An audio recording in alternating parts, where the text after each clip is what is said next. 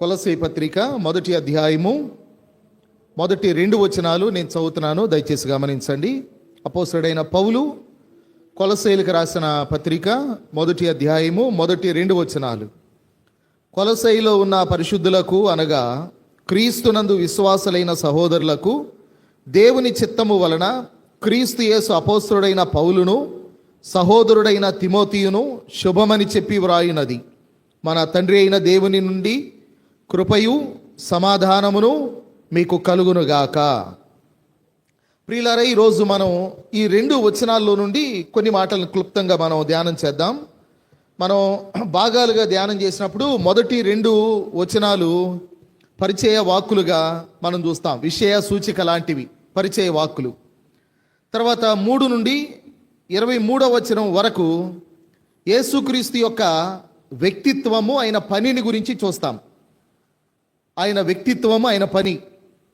మొదటి అధ్యాయం 3వ వచనం నుండి 23వ వచనం వరకు.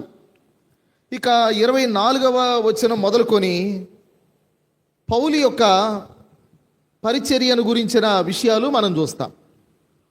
ఇలాగ కొలస్సీ పత్రికను మనం ధ్యానిస్తాము. ఈరోజు మొదటి 2 వచనాలు మనం చూద్దాం.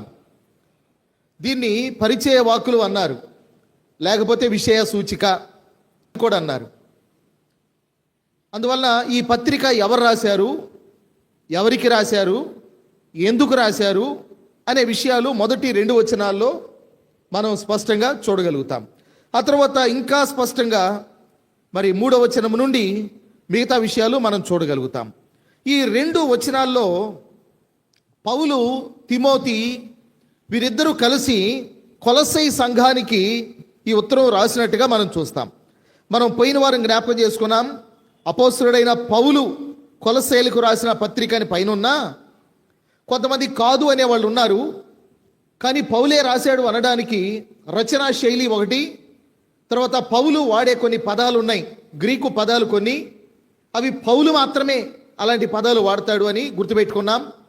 మాత్రమే కాదు, పౌలు ఈ పత్రికలో నేను అని వాడాడు కదా, పౌలను నేను మీకు రాయిచున్నాను అని అన్నాడు.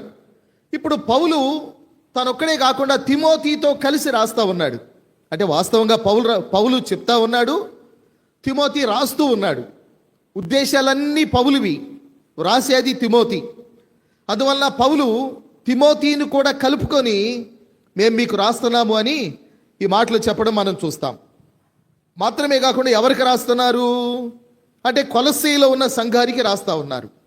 ఈ కొలస్సీలో ఉన్న సంఘాన్ని లేక దేవుని బిడ్డల్ని 3 పదాలతో పిలిచాడు కదా. ఈ భాగంలో మనం చూస్తే 3 మాటలు వాడాడు. కొలస్సీలో ఉన్నటువంటి దేవుని పిల్లల్ని ఏమన్నాడు? ఒకటి పరిశుద్ధులు అన్నాడు మొదటి లైన్లో కదా, కొలస్సీలో ఉన్న పరిశుద్ధులకు అన్నాడు. ఆ తర్వాత అనగా క్రీస్తునందు విశ్వాసులైన వారు అని అన్నాడు, విశ్వాసులు అన్నాడు. 3వది సహోదరులకు అని అన్నాడు, బ్రదరన్. పౌలు దేవుని బిడ్డల్ని పరిశుద్ధులు, విశ్వాసులు, సహోదరులు అని అన్నాడు. ప్రారంభంలో క్రైస్తవులు మొదట ఏమని పిలువబడ్డారు? ప్రారంభంలో క్రైస్తవులు ఏమని పిలువబడ్డారు? వారు శిష్యులని పిలువబడ్డారు. ఆరంభంలో క్రైస్తవులు శిష్యులుగా పిలువబడ్డారు. శిష్యులుగా పిలువబడ్డారు. ఈ శిష్యులు అనే మాట క్రొత్త నిబంధనలో దాదాపుగా 244 సార్లు వ్రాయబడి ఉన్నది. శిష్యులు అనే మాట క్రొత్త నిబంధనలో 244 సార్లు, 27 పుస్తకాల్లో క్రొత్త నిబంధనలో 244 సార్లు వ్రాయబడి ఉన్నది. క్రొత్త నిబంధనలో దేవుని బిడ్డలను శిష్యులు అని పిలిచారు. కానీ తర్వాత కొద్ది కాలం తర్వాత అంతియోకయ సంఘములో, అంతియోకయ ప్రాంతములో కొంతమంది క్రైస్తవ్యాన్ని ఎగతాళి చేస్తూ వాళ్ళు ఏమన్నారు అని అంటే క్రైస్తవులు అని అన్నారు. క్రైస్తవులు అని మాట్లాడిన మాట మొదట అది గౌరవంగా మాట్లాడిన మాట కాదు, వారిని కించపరుస్తూ తక్కువగా చూస్తూ వారిని మాట్లాడిన మాట, వారిని క్రైస్తవులు అన్నట్టు. కనుక ఈ రోజుల్లో మనం చూస్తాం కొంతమంది గొర్రెలని, గొర్రె బిడ్డలని ఇలా మాట్లాడే వాళ్ళు ఉన్నారు. కనుక మనం గొర్రెలైతే ఇంకా మిగతావన్నీ వాళ్ళు అనుకోండి, ఇంకా అది మీరు తర్వాత ఎన్ని గుర్తుకొస్తాయని అనొచ్చు వాళ్ళని, గొర్రెలు అనేవాళ్ళని. మనకేమన్నా తక్కువ మాటలు? లేకపోతే మనకు గుర్తు రావా జంతువులు? రకరకాల జంతువులు మనకు గుర్తుకొస్తాయి. వారు గొర్రెలు అన్నంత మాత్రాన అదేమీ పెద్ద అసహ్యకరమైంది ఏమీ కాదు, అపవిత్ర జంతువు ఏం కాదు. కాబట్టి కించపరుస్తూ మాట్లాడడం అలా అనేవాళ్ళు ఉన్నారు. అలాగా ఆరంభంలో క్రైస్తవులు అనేది అది వారిని కించపరుస్తూ అవమానకరంగా మాట్లాడిన మాట.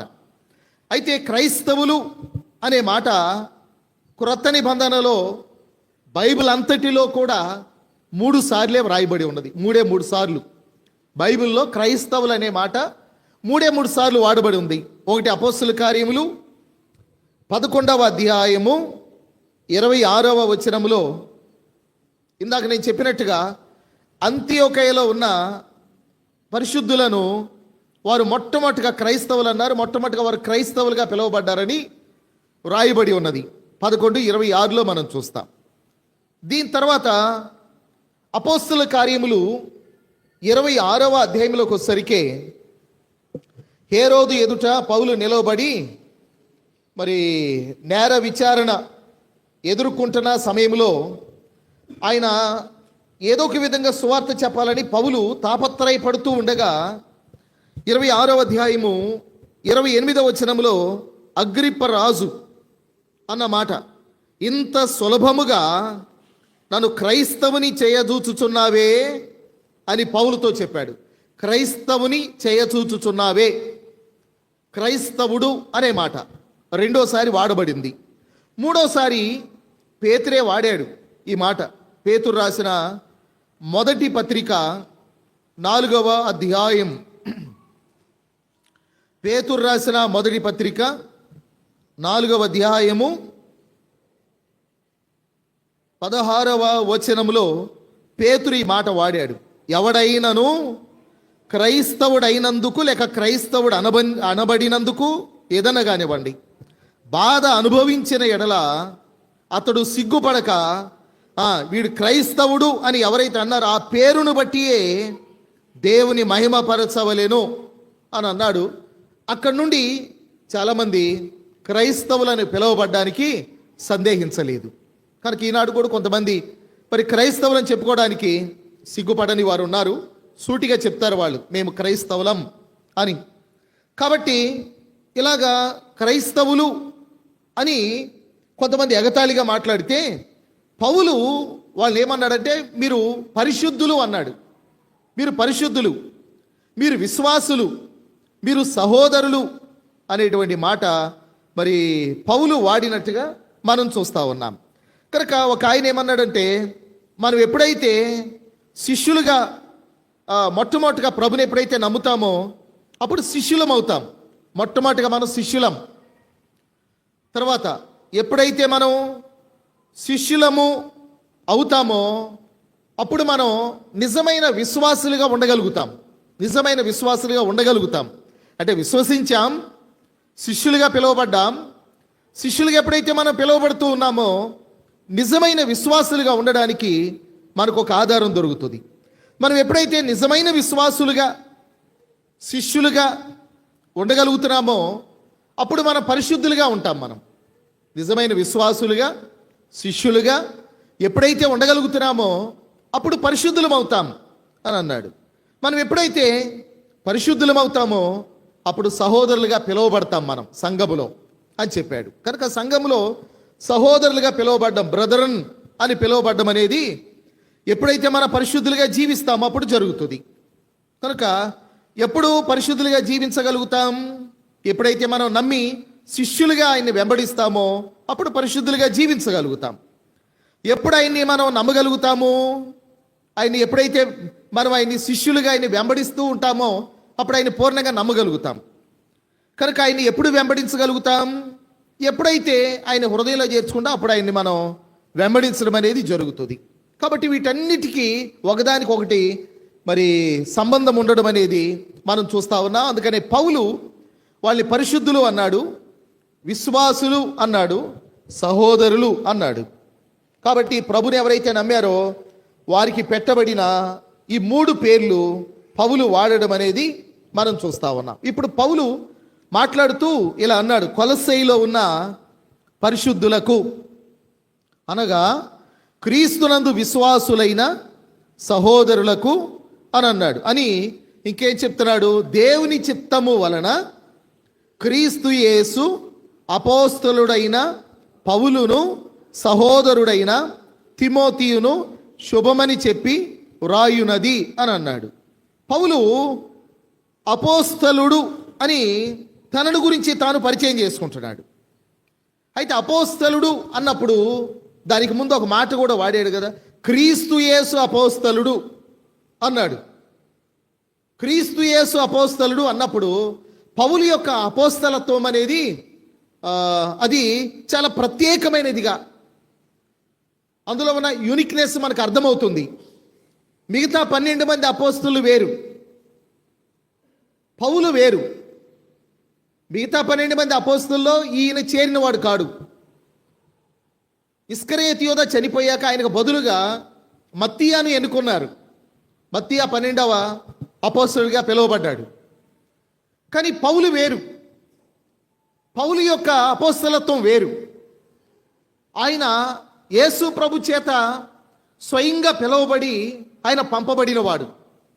మనం అపోస్తల కార్యాలు 9వ అధ్యాయం కనుక చూస్తే 3 నుండి 6 వచనాల్లో ఆయన ప్రభు చేత ఎలా పిలువబడ్డాడో, ఎలా పంపబడ్డాడు. అపోస్తలుడు అంటే పంపబడినవాడు. అది మనం చూస్తాం. అపోస్తల కార్యములు 9వ అధ్యాయము 3వ వచనము నుండి, అతడు ప్రయాణము చేయించు దమస్కు దగ్గరకు వచ్చినప్పుడు అకస్మాత్తుగా ఆకాశము నుండి ఒక వెలుగు అతని చుట్టూ ప్రకాశించాను. అప్పుడు అతడు నేల మీద పడి, సౌలా సౌలా, నీవేళ నన్ను హింసించుచున్నావని తనతో ఒక స్వరము పలుకుట వినేను. ప్రభువా, నీవెవడవని అడుగగా ఆయన, నీవు హింసించుచున్న యేసును అన్నాడు. లేచి పట్టణములోనికి వెళ్ళుము, అక్కడ నీవు ఏమి చేయవలెనో అది నీకు తెలుపబడును అని చెప్పాడు. అతనితో ప్రయాణము చేసిన మనుషులు ఆ స్వరము వినిరి గాని ఎవరిని చూడక మౌనులై నిలవబడిరి. సౌలు నేల మీద నుండి లేచి కన్నులు తెరిచినని ఏమీ చూడలేకపోయాను గనుక వారు అతని చేయి పట్టుకొని దమస్కులోనికి నడిపించిరి. మనం 22వ అధ్యాయంలో కూడా అపోస్తల కార్యాల్లో ఈ సన్నివేశాన్ని చూస్తాం. అయితే అక్కడ ఇంకొక మాట పౌలు చెప్పాడు. యేసు ప్రభు అన్న మాట, ఓ సౌలా, రాజుల ఎదుట అధికారుల ఎదుట నేను సిద్ధపరిచిన పాత్ర వలె సాక్షివై ఉంటావు అని అన్నాడు. అంటే డైరెక్ట్గా యేసు ప్రభు చేత పిలువబడి యేసు ప్రభు చేత పంపబడిన వాడు ఈ పౌలు.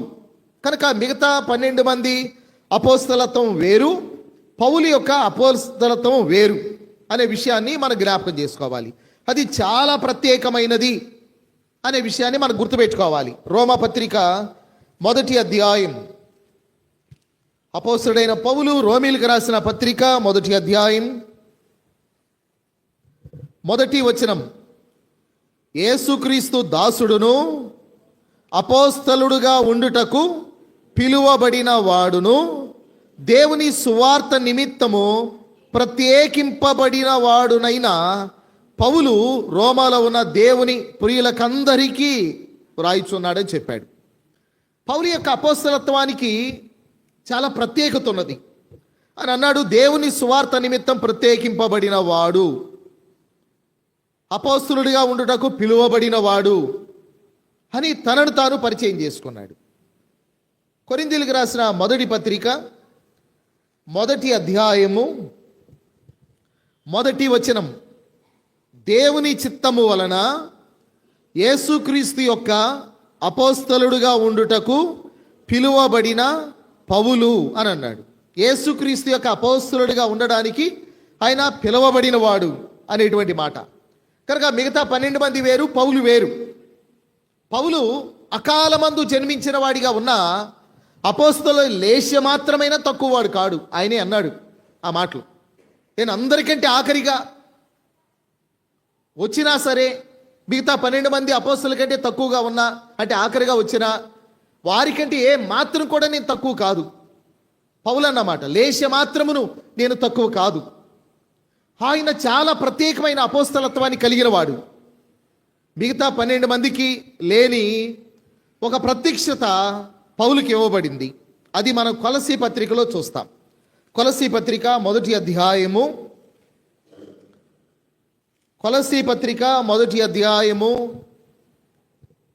25, 26 వచనాల్లో దేవుని వాక్యమును అనగా యుగములలోను తరములలోను మరుగు చేయబడి ఉన్న మర్మమును సంపూర్ణముగా ప్రకటించుటకు మీ నిమిత్తము నాకు అప్పగింపబడిన దేవుని ఏర్పాటు ప్రకారము నేను ఆ సంఘమునకు పరిచారకుడనైతిని అని అన్నాడు. తరములలో యుగములలో మరుగు చేయబడిన మర్మం. పౌలు తన పత్రికల్లో మర్మము అనే మాట ఎక్కువగా వాడాడు. కొరింథీయులకు రాసిన మొదటి పత్రికలో అన్నాడు కదా, 15వ అధ్యాయం, నేను మీకు ఒక మర్మము తెలుపుచున్నాను. మనం నిద్రించము గాని రెప్పపాటున కడబోరం రోగగానే మన మహిమ దేహములు ధరించుకొని ప్రభుని ఎదుర్కొంటాం. ఇంకా చెప్పాలి అని అంటే యేసు ప్రభు యొక్క రెండో రాకడకు సంబంధించిన మిస్టరీ అనేది పౌలుకు తప్ప మిగతా వాళ్ళకి పూర్తిగా తెలియదు.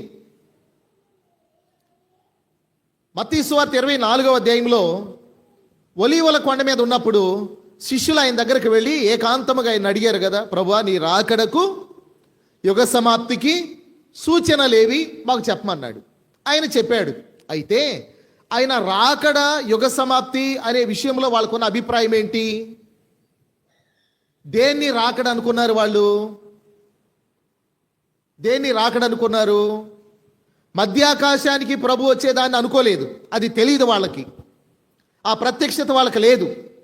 అది పౌలుకు మాత్రమే ఉంది. పౌలుకు మాత్రమే తెలుసు. అది వాళ్ళకి తెలిసిందంటే ఏంటంటే పాత నిబంధన ప్రకారం యేసు ప్రభు వచ్చి భూమి మీద తన రాజ్యాన్ని స్థాపిస్తాడు.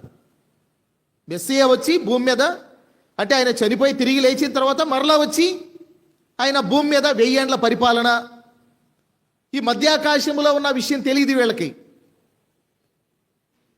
కనుక పౌలు నేను మీకు ఒక మర్మం తెలుపుచున్నాను. తెస్సలోనికీయులకు రాసిన పత్రికలో కూడా మొదటి పత్రిక 4వ అధ్యాయంలో మనం చూస్తే 13వ వచనము నుండి మీరు నిద్రించిన వారిని గురించి దుఃఖపడకుండా నిమిత్తం నేను మీకు ఈ మాటలు చెప్తున్నాను. ప్రభు వచ్చినప్పుడు కడబోరం రోగినప్పుడు మనకంటే సజీవులమై నిలిచి ఉన్న మనకంటే ముందుగా ఉండి ప్రభులో ఉండి చనిపోయిన వారు లేపబడి వారు ప్రభుతో కూడా వస్తారు. వారిని ఎదుర్కోవడానికి ఆకాశ మండలమునకు మనం వెళ్ళిపోతాం. అక్కడ కూడా పౌలు అన్నాడు ఒక మర్మము అనే మాట వాడాడు. మర్మం. ఈ సంఘ మర్మం పౌలుకు మాత్రమే బయలుపరచబడింది. యుగములలో తరములలో మరుగు చేయబడిన మర్మం. దాని కొరకు పౌలు అపోస్తలుడుగా ప్రత్యేకముగా ఆయన నియమింపబడిన వాడిగా ఉన్నట్టుగా మనం చూస్తాం. అందుకని ఒక మాట ఆయన వాడాడు. ఏమన్నాడంటే నేర్పరి అయిన శిల్పకారుని వలె నేను పునాది వేశాను. నేర్పరి అయిన శిల్పకారుని వలె నేను పునాది వేశాను. సంఘ పునాది నేర్పరి అయిన శిల్పకారుని లాగే వేశాడు పౌలు. కనుక పౌలు తరములలో యుగములలో మరుగు చేయబడినటువంటి ఆ మర్మాన్ని బయలుపరచడానికి యేసుక్రీస్తు ద్వారా ప్రత్యేకంగా పిలువబడిన ప్రత్యేకమైన అపోస్తలుడు అనే విషయాన్ని పౌలును గురించి మనం చూస్తాం. అది కూడా దేవుని చిత్తము వలన అనే మాట వాడాడు కదా. కొలసీ పత్రిక మొదటి అధ్యాయంలో మొదటి 2 వచనాలు కలిసి ఉన్నప్పుడు మనం 2వ లైన్లో చూస్తాం. దేవుని చిత్తము వలన క్రీస్తు యేసు అపోస్తలుడైన పౌలు. దేవుని చిత్తము వలన క్రీస్తు యేసు అపోస్తలుడైన పౌలు. ఈ అపోస్తలుడైన పౌలు ఎలా అపోస్తలుడయ్యాడు? దేవుని చిత్తము వలన. వాస్తవంగా అతడు పూర్వము మరి దోషకుడు, హింసకుడు, హానికరుడు అనే మాట మనం చూస్తాం. కానీ దేవుని చిత్తం అనేది ఆయన జీవితంలో ఎప్పుడో ఉన్నది, అది అనాది కాలములోనే ఉన్నది అని గమనించాడు ఆయన. మనం గలతీ పత్రిక చదివితే పౌలు ఇలా రాశాడు. గలతీ పత్రిక మొదటి అధ్యాయము, గలతీ పత్రిక మొదటి అధ్యాయము 13వ వచనం, 14, 15 వచనాలు. పూర్వమందు యోధా మతస్థుడనై ఉన్నప్పుడు నేను దేవుని సంఘమును అపరిమితముగా హింసించి నాశనము చేయుచు నా పితరుల పారంపర్యాచారమందు విశేషాసక్తి గలవాడనై నా స్వజాతీయులలో నా సమాన వయస్కులైన అనేకుల కంటే యూదుల మతములో ఆధిక్యత నొంది తినని నా నడవడిని గూర్చి మీరు వింటిరి. అయినను తల్లి గర్భమందు పడినది మొదలుకొని నన్ను ప్రత్యేకపరచి తన కృపచేత నన్ను పిలిచిన దేవుడు నేను అన్యజనులలో తన కుమారుని ప్రకటింపవలెనని ఆయనను నా యందు బయలుపరపను అనుగ్రహించినప్పుడు మనుష్య మాతృలతో నేను సంప్రదింపలేదు అని అన్నాడు. తల్లి గర్భమునందు పడినది మొదలుకొని నన్ను ప్రత్యేకపరచి తన కృపచేత పిలిచిన దేవుడు. అంటే దేవుని యొక్క చిత్తము అనేది పౌలు జీవితంలో ఎలాగున్నదో మనం చూస్తాం.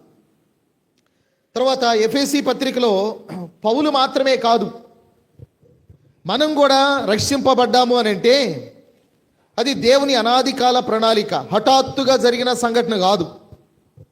మనం ఎవరమైనా రక్షింపబడ్డాము అని అంటే అది హఠాత్తుగా జరిగింది కాదు, అది దేవుని అనాది కాల ప్రణాళిక.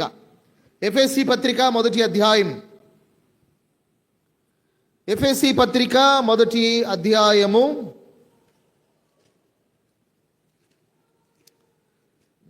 4వ వచనం నుండి 6 వరకు కలిసి ఉన్నాయి. ఎట్లనగా తన ప్రియుని యందు తాను ఉచితముగా మనకు అనుగ్రహించిన తన కృపామహిమకు కీర్తి కలుగునట్లు తన చిత్త ప్రకారమైన దయాసంకల్పం చొప్పున యేసుక్రీస్తు ద్వారా తనకు కుమారులనుగా స్వీకరించుటకై మనలను ముందుగా తన కోసము నిర్ణయించుకొని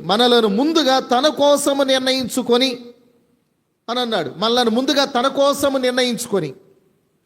తర్వాత 11, 12 వచనాలు కలిసి ఉన్నాయి. మరియు క్రీస్తునందు ముందుగా నిరీక్షించిన మనము తన మహిమకు కీర్తి కలుగు చేయవలెనని దేవుడు తన చిత్త ప్రకారమైన సంకల్పమును బట్టి మనలను ముందుగా నిర్ణయించి అనే మాటలు. అంటే మన పట్ల దేవునికి ఎప్పటి నుండో ప్రణాళిక ఉన్నది. మనం రక్షింపబడ్డం, ఆయన సన్నిధికి రావడం, ఆయన ఆరాధించడం, ఆయన్ని సేవించడం, మనకి ఇవ్వబడిన కృపావరాలను బట్టి పని చేయడం, ఇది హఠాత్తుగా జరిగింది కాదు, యాక్సిడెంటల్గా జరిగింది కాదు. ఆయన అనాది కాల ప్రణాళిక, ఆయన చిత్త ప్రకారమైన దయాపూర్వకమైన సంకల్పమును బట్టి జరిగింది అనే విషయాల్ని మనం చూడాలి. కనుక జగత్తు పునాది వేయబడక మునిపే క్రీస్తులో మనం ప్రేమింపబడ్డాము అనే విషయాన్ని కూడా మనం జ్ఞాపకం చేసుకొని దేవునికి మనం కృతజ్ఞులమై ఉండాలి అనే విషయాన్ని నేను మీకు జ్ఞాపకం చేస్తున్నాను. కనుక పౌలు అన్నాడు కదా, దేవుని చిత్తము వలన అన్నాడు. ఈ దేవుని చిత్తము మన జీవితంలో కూడా మరి దేవుని చిత్త ప్రకారమే మనం ప్రభుని నమ్మడం, లేక ఆయన దగ్గరకు రావడం, ఆయన పని చేయడం అనేది జరుగుతుంది. కనుక ఆయన మనం స్తుతించబద్దులమై ఉన్నాం అనే విషయాన్ని కూడా మనం గుర్తుపెట్టుకోవాలి. ఆ తర్వాత పౌలు ఇలా రాస్తూ, దేవుని చిత్తము వలన క్రీస్తు యేసు అపోస్తలుడైన పౌలును సహోదరుడైన తిమోతియును శుభమని చెప్పి వ్రాయునది. కనుక పౌలు తనను తాను అపోస్తలుడు అన్నాడు, తిమోతిని సహోదరుడు అన్నాడు. వాస్తవంగా తిమోతి యవనస్తుడు, చిన్నవాడు, కుమారుడి వంటి వాడు పౌలుకి. పౌలు లుస్త్రా ప్రాంతానికి వెళ్ళి వాక్యం చెప్పాడు. అపోస్తల కార్యములు మనం గనక గమనిస్తే అపోస్తల కార్యములు 14వ అధ్యాయములో లుస్త్రాలో వాక్యం చెప్పాడు. ఈ లుస్త్రాలో వాక్యం చెప్పినప్పుడు బలహీన పాదములు కలిగిన ఒక మనుష్యుడు, ఆయన స్వస్థపరచబడ్డాడు, ప్రభుని నమ్ముకున్నాడు. గొప్ప కార్యములు జరిగినాయి. కొంత వ్యతిరేకత కూడా ఉంది. అక్కడి నుండి దెర్బేకు, తర్వాత ఇంకా వేరే ప్రాంతాలకు వెళ్ళిపోయారు. పౌలు వెళ్ళిపోయి సువార్త ప్రకటిస్తూ ఆయా ప్రాంతాలకు వెళ్ళి మరలా కొంతకాలానికి తిరిగి ఆ లుస్త్రా ప్రాంతానికి, దెర్బే, లుస్త్రా అనే ప్రాంతాలకు వచ్చినప్పుడు ఆ లుస్త్రా ప్రాంతంలో అంతకుముందు పౌలు సువార్త చెప్తూ ఉండగా విని నమ్మి ప్రభుని అంగీకరించిన ఆ యవనస్తుడైన తిమోతి, అతడు కొన్ని దినాల తర్వాత మంచి సాక్ష్యాన్ని పొందినవాడిగా పౌలు గమనించాడు. అది 16వ అధ్యాయంలో మనం చూస్తాం. 16వ అధ్యాయంలో అపోస్తల కార్యములు 16వ అధ్యాయము మొదటి వచనాన్ని చూస్తే పౌలు దెర్బేకును లుస్త్రకును వచ్చెను. అక్కడ తిమోతి అని ఒక శిష్యుడు ఉండేను. శిష్యుడు అనే మాట. అతడు ప్రభుని నమ్మాడు, పౌలు యొక్క వాక్యాన్ని విన్నాడు. అతడు శిష్యుడిగా వెంబడించేవాడిగా అయ్యాడు. అతడు విశ్వసించిన ఒక యూదురాలి కుమారుడు అన్నాడు. ఆమె పేరు తిమోతి పత్రికలో చెప్పాడు కదా, ఓ తిమోతి, నీ అందున్న విశ్వాసం మొదట నీ తల్లి అయిన యునికేలోను నీ అవ్వ అయినటువంటి లోయలోను వసించెను. అది నీ యందు సహా వసించుతున్నది అని అన్నాడు. వాళ్ళ తల్లి పేరు యునికే కనుక ఆమె విశ్వసించిన యూదురాలు.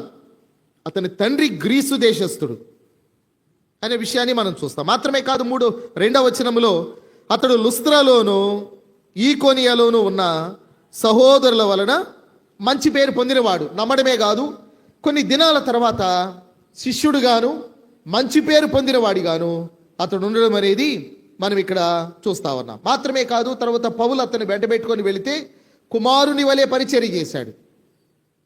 కుమారుని లాగా, సొంత బిడ్డలాగా తిమోతి పౌలుకి చాలా నమ్మకంగా పరిచర్య చేశాడు.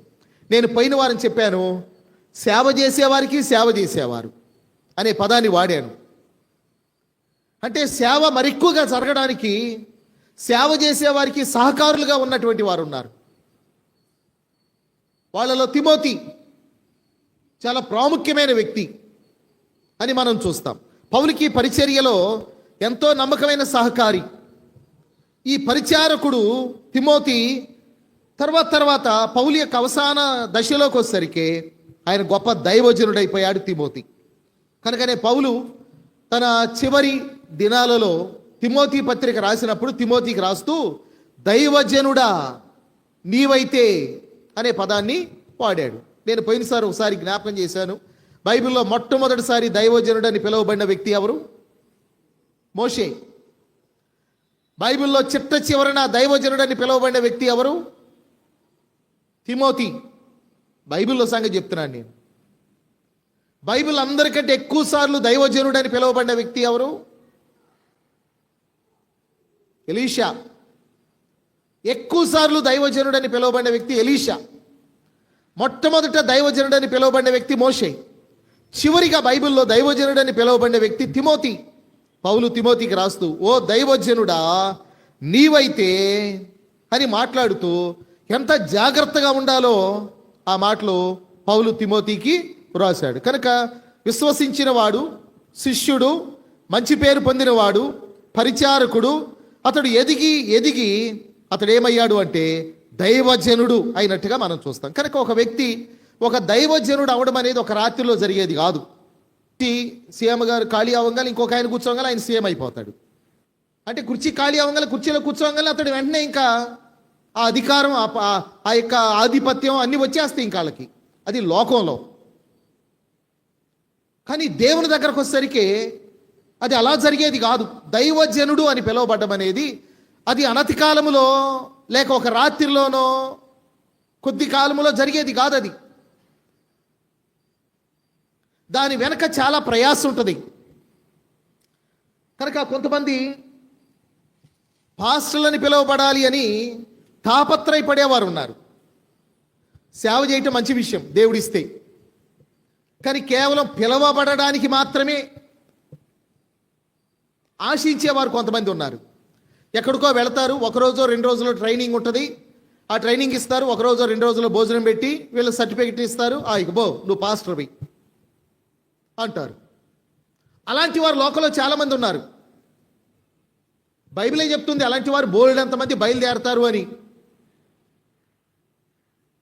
అలాంటి వారు కొద్ది కాలం తర్వాత ఇక్కడ లాభం లేదనుకోండి, ఇందులో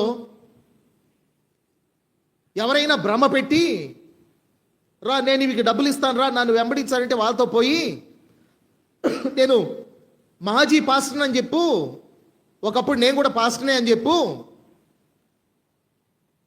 కనుక బైబిల్లో తప్పులని అని చెప్పు, నీకు 1000 కావాలా 1,00,000 కావాలా ఇస్తామని చెప్పి యూట్యూబ్లో వీడియోలు తీసి యూట్యూబ్లో పెడుతున్నారు. వాళ్ళు అంటారు మేము మాజీ పాస్టర్లమండి. అంతా కూడా ఇలాంటి మాయ జరుగుతుంది ఈ రోజుల్లో, జనాన్ని మభ్యపెట్టడానికి. కాబట్టి వాళ్ళందరూ కూడా అసలు సేవకులు కాదు, సేవ చేసిన వారు కాదు. ఒకవేళ అలాంటి వారు ఉంటే వాళ్ళ పేరు ఎక్కడ, ఏంటి, వాళ్ళ ఊరు ఎక్కడ, వాళ్ళ తల్లిదండ్రుల పేర్లు ఏంటి తెలుసుకుంటే మన తెలుగు రాష్ట్రాల్లోనే కదా శుభ్రంగా పోయి ఆ ఊరు ఏదో వెళ్ళి అసలు వాళ్ళ కథ ఏంటో మనం తెలుసుకొని రాము. అవి ఏం చెప్పరు, ఏదో ఒక పేరు చెప్తారో, అది వాస్తవం కాదో తెలియదు. నేను ఒకప్పుడు నేను కూడా పాస్టర్ని, నేను మాయలో పడిపోయాను, ఇప్పుడు నేను తేరుకున్నాను కనుక అందులో ఏమీ లేదు, ఇందులోనే ఉంది అంతా కూడా అని యూట్యూబ్లో పెడితే వాళ్ళు దానికి కొన్ని కలిపి వాళ్ళు ఏం చేస్తున్నారంటే ప్రచారం చేస్తూ మీరు అట్నుంచి ఇటు వచ్చేయండి గర్వాపసి అని ప్రచారం చేస్తూ ఉన్నారు. చాలా తిప్పలు పడుతున్నారు పాపం, వాళ్ళు ఎంతో తిప్పలు పడుతున్నారు. కాబట్టి అలాంటి వారు కూడా ఉన్నారు. కనుక దైవజనుడు అని పిలువబడ్డం అనేది అది అంత తేలిగ్గా జరిగేది కాదు. దాని వెనక చాలా శ్రమ ఉంటుంది. మాత్రమే కాదు, ఆ వ్యక్తి క్రీస్తు యొక్క సారూప్యతలోనికి మార్చబడ్డానికి ఒక శిల్పము చెక్కబడినట్టుగా అనేక సంవత్సరముల తర్ఫీదు తర్వాత, వెంబడించడం తర్వాత, ప్రార్థన జీవితం తర్వాత, వాక్య ధ్యానం తర్వాత నాయకునిగా ఎన్నుకున్నాడు. అలాగే ఎలీషా ఏలియాను వెంబడించగా అనేక సంవత్సరాలు వెంబడించాక నేను వెళ్ళిపోతున్నా, నీకేం కావాలో కోరుకోని ఎలీషానంటే, ఎలీషా వెండి బంగారాలు వస్త్రాలు స్థలాలు పొలాలు కాకుండా నీవు పొందిన ఆత్మలో 2 పాళ్ళు నాకిమ్ము అని కోరుకున్నాడు. కాబట్టి ఏలియా తర్వాత ఎలీషాని దైవజనునిగా దేవుడు ఎన్నుకోవడం జరిగింది. ఎలీషాని వెంబడించిన గెహాజీ ఉన్నాడు. ఈ గెహాజీ కొద్ది కాలం తర్వాత అతడు నయమాను దగ్గర వెండి బంగారములు వస్త్రములు ఆశించి అతడు దారి తప్పి దర్శనాన్ని కోల్పోయి చివరికి కుష్ఠరోగాన్ని తెచ్చుకున్నాడు. కనుక కొంతమంది ఏలియా దగ్గర ఎలీషా లాగా ఉండేవాళ్ళు ఉన్నారు, మరికొంతమంది ఎలీషా దగ్గర గెహాజీ లాగా ఉండేవాళ్ళు ఉన్నారు. కాబట్టి ఎలీషా దగ్గర ఉన్న గెహాజీ దైవజనుడు కాలేకపోయాడు, కానీ ఏలియా దగ్గర ఉన్న ఎలీషా దైవజనుడు కాగలిగాడు. అనేక సంవత్సరాల కష్టము తర్వాత వారు దైవజనులుగా వారు పిలువబడ్డారు. కానీ ఈ రోజుల్లో మరి ఫ్యాక్టరీలో గనక చైనా ఉత్పత్తులు గనక చాలా సింపుల్గా తక్కువ రేటుకి దొరికినట్టు మరి బైబిల్ ట్రైనింగ్ స్కూళ్ళు కాలేజెస్ పెట్టేసి కొద్ది కాలంలోనే వాళ్ళని మరి ఏదో చెప్పేసి వాళ్ళకి సర్టిఫికేట్లు ఇచ్చేసి పంపించేస్తున్నారు బయటికి. నేను చెప్పడానికి వెళ్ళినప్పుడు కూడా వాళ్ళకి అదే చెప్తాను, ఇంతే చెప్తా. మీరేదో 6 నెలల్లో 3 నెలల్లో ట్రైనింగ్ తీసుకొని సర్టిఫికేట్ తీసుకొని పోతే మీరు సేవకులు కాలేరు. మోకాళ్ళ ప్రార్థన ఉండాలి, వాక్య ధ్యాన అనుభవం ఉండాలి, నమ్మకత్వం ఉండాలి, పరిశుద్ధత ఉండాలి, వెంబడించాలి, సంఘంలో మంచి పేరు పొందాలి, సమాజంలో మంచి పేరు పొందాలి. దేవుడు పిలిచే వరకు ఎదురు చూస్తూ ఆయన పని చేస్తూ ఉండాలి. దేవుడు పిలిచాక సంపూర్ణ సేవకు రావాలి. అప్పటి వరకు ఏదైనా పని చేసుకుంటూ సేవలో సహకరించాలి, చెప్తూ ఉంటాను. కాబట్టి ఇవి చాలా ప్రాముఖ్యం. కనుక తిమోతి, అందుకనే పౌలు తిమోతిని, ఇది ఆరంభంలో కాబట్టి సహోదరుడు అనే మాట తిమోతికి వాడినట్టుగా మనం చూస్తాం. వాస్తవంగా మనం అందరము సహోదరులమే. యేసుప్రభు చెప్పాడు కదా, మీరందరూ సహోదరులు, మీరు తండ్రులు అని పిలువబడవద్దు, గురువులు అని పిలువబడవద్దు, బోధకులు అని పిలువబడవద్దు, మీరు సహోదరులు అన్నాడు.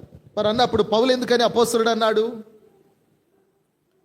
మరి ఎఫెసీ పత్రిక 4వ అధ్యాయంలో దేవుడు సంఘములో కొంతమందిని కాపరులుగాను, సువార్థికులుగాను, తర్వాత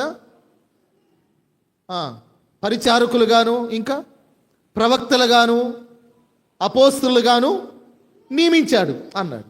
అంటే ఇవి పదవులు కాదు, అర్థమవుతుందా? పదవులు కావు అవి, అవి బాధ్యతలు. అపోస్తలుడు అనేది బాధ్యత, దైవజనుడు అనేది బాధ్యత, కాపరి అనేది బాధ్యత. అవి పదవులు కాదు. పదవి రాంగల్నే మనం ఏదో అతిశయించడానికి అవి లోక సంబంధమైన పదవులు కావు, అవి బాధ్యతలు. వారికి ఉన్న పనులు, అవి పనులను తెలియజేస్తూ ఉన్నాయి. కాబట్టి పౌలు తిమోతికి రాస్తూ సహోదరుడైన తిమోతి అనేటువంటి మాట వాడాడు. ఆ తర్వాత ఇదే కొలస్సీ పత్రిక 1వ అధ్యాయంలో పౌలు మరలా రాస్తూ ఇంకా చెప్పాడు. మనం ఆ 2 వచనాలే ఈ పూట జ్ఞాపకం చేసుకుంటాం. మరలా చదువుతున్నాను వినండి. కొలస్సీలో ఉన్న పరిశుద్ధులకు, అనగా క్రీస్తు యేసునందు విశ్వాసులు అయిన సహోదరులకు దేవుని చిత్తము వలన క్రీస్తు యేసు అపోస్తలుడైన పౌలు, అంటే తనంతట తాను అపోస్తలుడుగా ఊహించుకోలేదు, లేక మనుషుల వలన కాదు, దేవుని వలన, దేవుని చిత్త ప్రకారం అపోస్తలుడైన వాడు సహోదరుడైన తిమోతి. ఆ తిమోతి ఎలాగ ఎదిగాడో కూడా తర్వాత మనం చూసాం. శుభమని చెప్పి వ్రాయునది అని అన్నాడు. పౌలు తనకి ఎవరు సహకారంగా ఉన్నారో వాళ్ళని కూడా తనతో సమానంగా భావించేవాడు. అందుకనే జత పని వారిగా చూసేవాడు కాబట్టి వారిని కూడా, వారి పేర్లు కూడా రాస్తూ ఆ ఘనత వారికి కూడా కలగడానికి పౌలు ఇష్టపడేవాడు. అందుకనే సహోదరుడైన తిమోతి అని చెప్పి శుభమని చెప్పి వ్రాయునది అనే మాటలు వాడాడు. శుభమని చెప్పి వ్రాయునది. యేసు ప్రభు చెప్పాడు కదా, మీరు ఏదైనా ఒక ఇంటికి వెళ్ళినప్పుడు ఆ ఇంటికి శుభములు చెప్పండి అన్నాడు. సమాధానకర్త అక్కడ ఉంటే ఆ ఇంటికి శుభాలు కలుగుతాయి, లేకపోతే మీకు వచ్చేస్తాయి అన్నాడు. తర్వాత యాకోబు పత్రికలు ఏమన్నాడు? మీరు మీ నోట ఆశీర్వచనమే కానీ శాపవచనం ఏదైనాను ఉచ్చరింపకూడదు అని అన్నాడు. కాబట్టి శుభములు చెప్పడం అనేది ఒక మంచి అలవాటు దేవుని బిడ్డలకి. సరే, మనాని కాకపోయి నీకేం చెప్పొచ్చు? రక్షకుడు, విమోచకుడు, కాపరి, క్రొత్త నిబంధనల యేసు ప్రభుని దేవుడు, దేవుడు అనలేదా? ఆయన నిజమైన దేవుడు, నిత్య జీవం అయి ఉన్నాడు అని యోహాను పత్రికలో చెప్పాడు. తర్వాత రోమా పత్రికలో కూడా చెప్పాడు, చాలాసార్లు చెప్పాడు దేవుడు లేక మన దేవుడు అని. ఇంకా యేసు ప్రభుని గురించి ఏం చెప్పొచ్చు? యేసు ప్రభు మార్గము, తర్వాత సత్యము, తర్వాత జీవం. ఇంకా యేసు ప్రభుని గురించి ఇంకా చాలా చెప్పొచ్చు ఆయన గురించి. యోహాను సువార్తలో నేను అని చెప్పిన 7 ఉంటాయి. ఇవి కాక నేను గొర్రెలకు మంచి కాపరి, నేనే ద్వారమును, నేను నిజమైన ద్రాక్షవల్లిని, నేను పైనుండి వచ్చిన జీవాహారమును, ఇవన్నీ కూడా ఇలాగా చాలా చెప్పొచ్చు ఆయన గురించి, యేసు ప్రభుని గురించి. ఆయన సంఘానికి శిరస్సు. ఇక్కడ పౌలు యేసుక్రీస్తుని గురించే కాకుండా మన తండ్రి అని కూడా వాడాడు. మన తండ్రి. ఇక్కడ మనం ఒక స్పష్టతను చూసిన తర్వాత మనం ముగించుకుందాం. చాలామందికి ఈ విషయాల్లో స్పష్టత లేదు.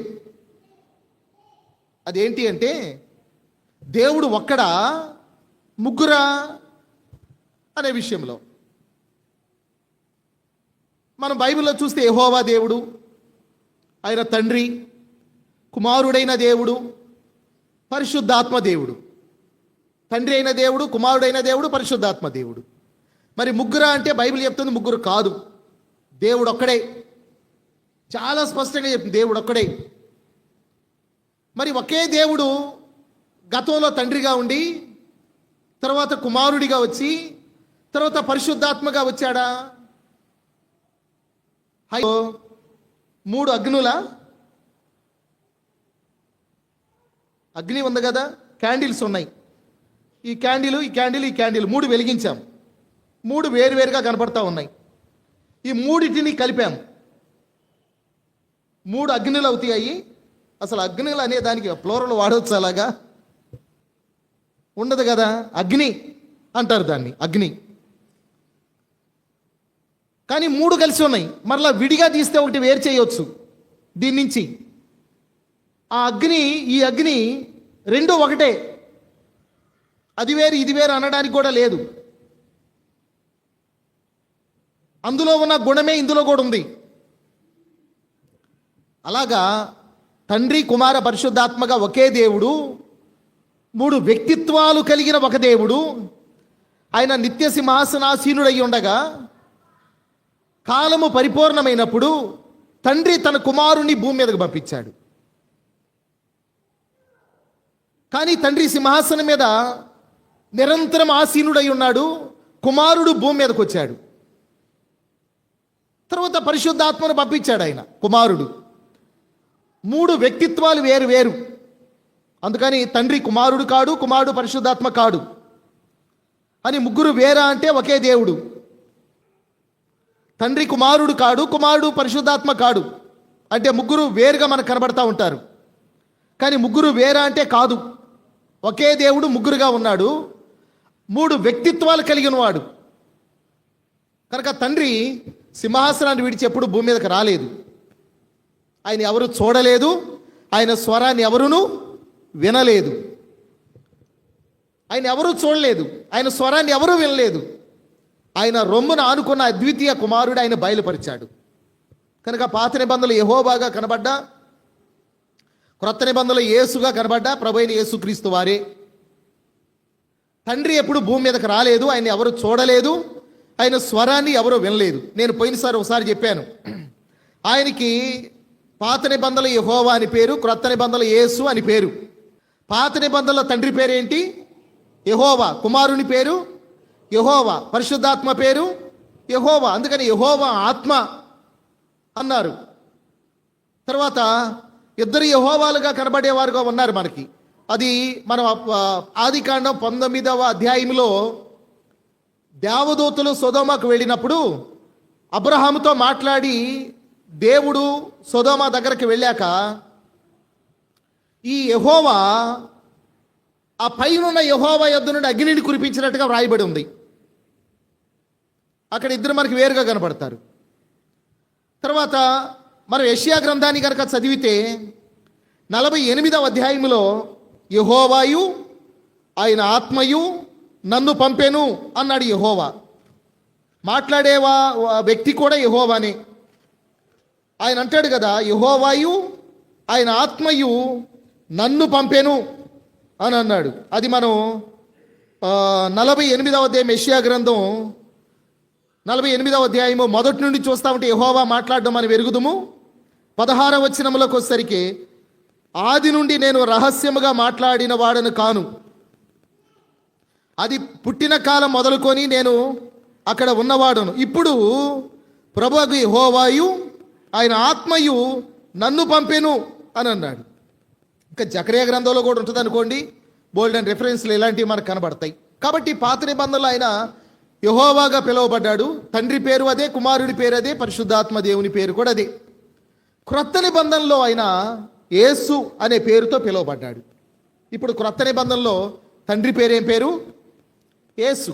కుమారుని పేరు యేసు. పరిశుద్ధాత్మ పేరు యేసు. అందుకని ఏమన్నారు తెలుసా? తండ్రి యొక్కయు, కుమారుని యొక్కయు, పరిశుద్ధాత్మ యొక్కయు నామమున, సింగులర్ వాడారు అక్కడ, నామమున మీరు బాప్తిస్మం ఇవ్వండి. ఆ నామమే యేసు నామం.